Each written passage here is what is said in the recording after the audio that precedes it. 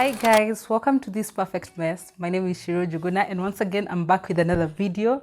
First things first, thank you so much every single person that subscribed these past 2 weeks. This channel has been growing exponentially and I am so thankful. Thank you so much and karibuni or welcome to this channel, and we'll be talking about so many different things as you've seen. And yeah, feel at home and feel free to comment and share your thoughts and everything in. So anyway, so today I'm going to be talking about vaginal health, as you can read in the title. And that's not the reason why I'm shooting from the bedroom. Sorry, that's not like one of the bedroom matters. It's just because this is the spot I could find good lighting. Anyway, so I'm talking about vaginal health, and yes, I said vagina. And for the sake of this video, in case you're watching it with your mom, I'm just trying to spare you like secondary embarrassment, because I know some people are embarrassed to talk about it. We'll be saying hoo-ha here and there, so to refer to the vagina, and also you can call it whatever you want to call it, but bottom line, vagina. And a little bit of background. One, I'm an African girl, as you can tell. I don't know whether it's obvious, but it's obvious. Kenyan. And I don't know whether it's in my family, but we don't talk about sex. We don't talk about sexuality. We don't talk about anything that's surrounding sex and sexuality. So my mom didn't tell me anything about vagina. Neither did my aunt. Comment in the comment section below what your mom told you when you first got your first period. My mom didn't say anything. I don't even know how I figured out how to use a pad and all those sanitary things. I think I just figured it out on my own. And then one of my friends actually told me, the mom told her that now you're grown, you can get pregnant if you play with boys. I prefer my mom didn't say anything. Anyways, it's just whatever your mom said. Let me know in the comment section below. And I'm just trying to say things to do with womanhood. They are not normalized and they should be normalized. And second thing, I'm also from a Christian community. By Christian community, I mean I've been hanging out with Christian girls and church girls, and that has been my life. I've grown up in church in a way.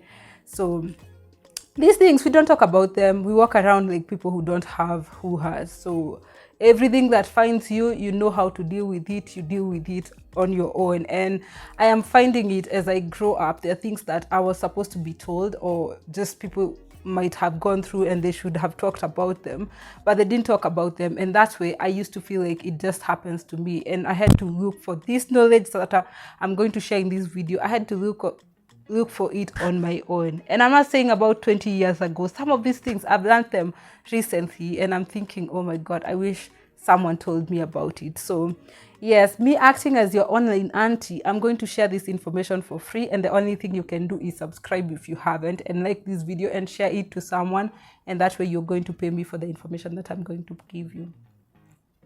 Thank you. I know you've done that. Anyway, so I wrote a few notes to just make sure that I cover every single thing that I wanted to cover. And I have to also point out that I'm not a medical practitioner. I'm not a gynecologist, so don't take everything that I say as if it's the gospel truth. It might have worked for me, it might not work for you. So be careful with everything that you consume online. But I'm just sharing things that I have tried on myself and they worked. So with that out of the way, I'm going to just highlight the few things that I wrote and what I needed to share. And the first thing, I'm going to go with the Pantyliners. Now, I read some of one of the cartons of popular Pantyliners, and that's what I also use. And it says you can use it before your period, you can use it when your period is almost out, and you can use it daily. Let me tell you, the third point is a total lie. You shouldn't use Pantyliners every single day. And I watched someone online and they were saying, a gynecologist actually, and she was saying the more you wear Pantyliners, the more you discharge. And I was like, what's the relationship? And you have to know that everything that you do outside, it communicates something to your brain. And I think what wearing a Pantyliner does, it communicates to your brain. There's something to hold it, so keep going, So you're trying to like get rid of the discharge, and you make it even worse with the Pantyliners. And I tried it and I saw it works. The moment you stop wearing them, your discharge reduces by like a third or like half or more than that. So anyway, so you're not supposed to wear it for that reason. And the second reason, just think about it. When you have that Pantyliner, it's not like, it doesn't allow your hoo-ha to breathe.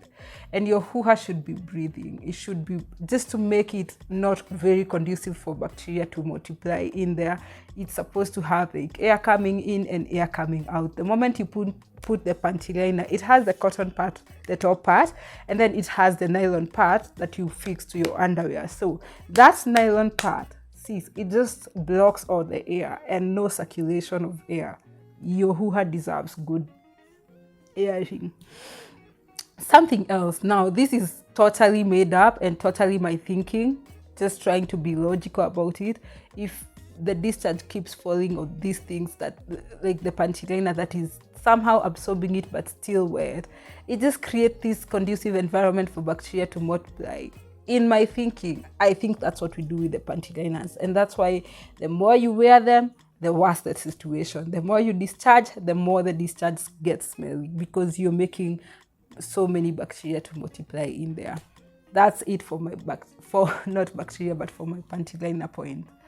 Second point, soaps. I'm telling you guys, this one I didn't even learn 20 years ago. I didn't learn it like 15 years ago. I just learned it like a year ago or something. Recently, that's what I mean.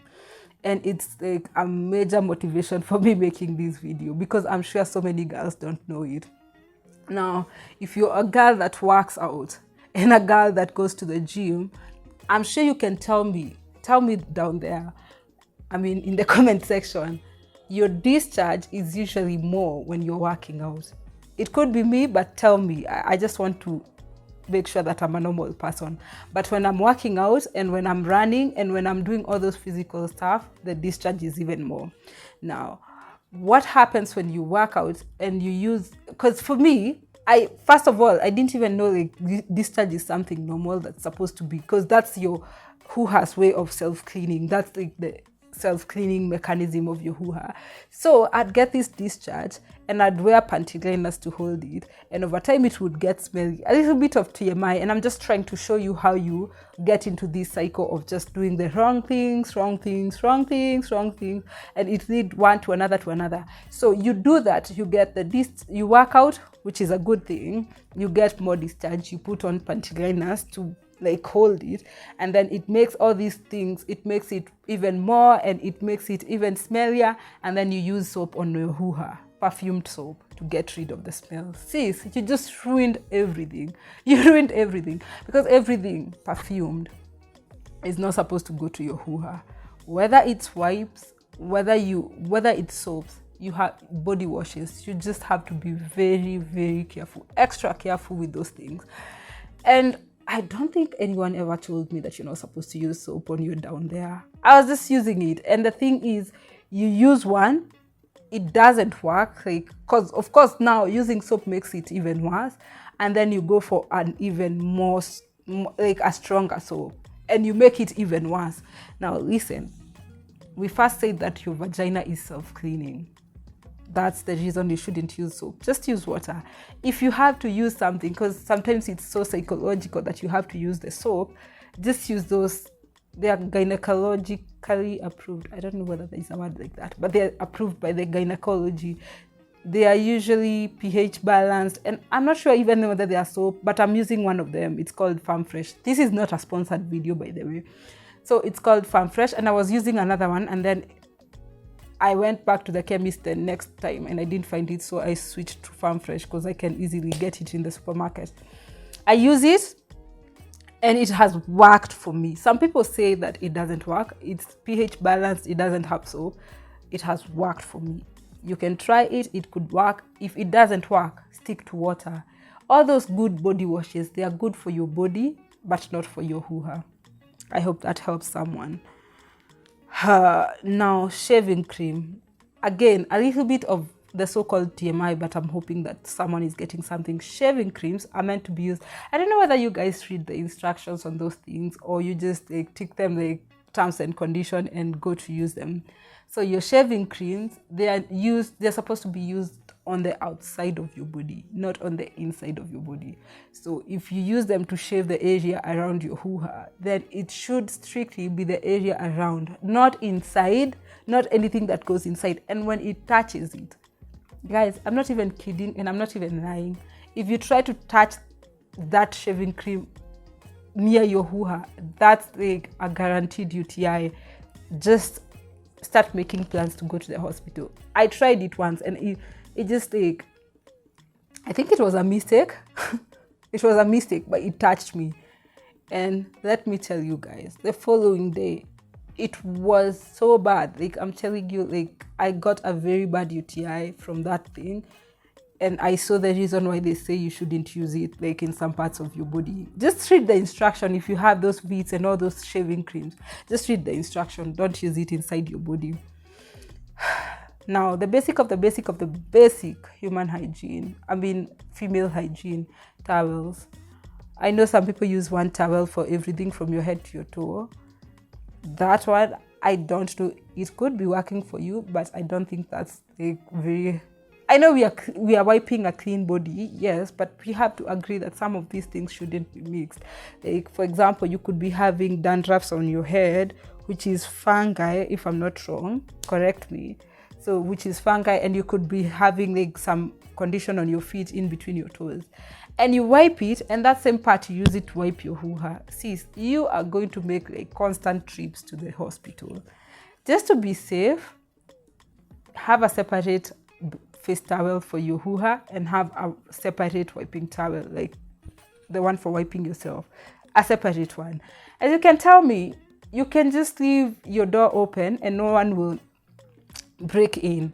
But to have the peace of mind, you always lock your door. That's what separate towels are for me. I could survive with just one towel for every part of my body, but just to be safe, I use different ones. It has worked for me. That one will work for everyone. So now also tissues. This one is a major one. Let me tell you guys, I know how your offices work. I know how those hotels work. Everyone is trying to make profit. Everyone is trying to minimize costs. And because those people in the hotels, they don't want you to go to the washrooms and find that there is no tissue. What they do, they just get the cheapest of the cheapest. Unajua, that one, just to get by, the cheapest possible. And when you tear that tissue, dust literally flies everywhere.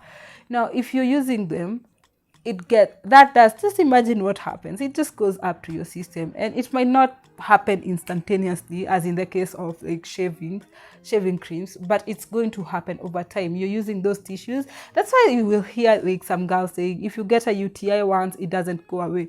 Sis, how do you expect it to go away? It just keeps coming because you keep doing things that entertain the UTI to stay there. Everyone has a level, but it's just you keep triggering it to remain.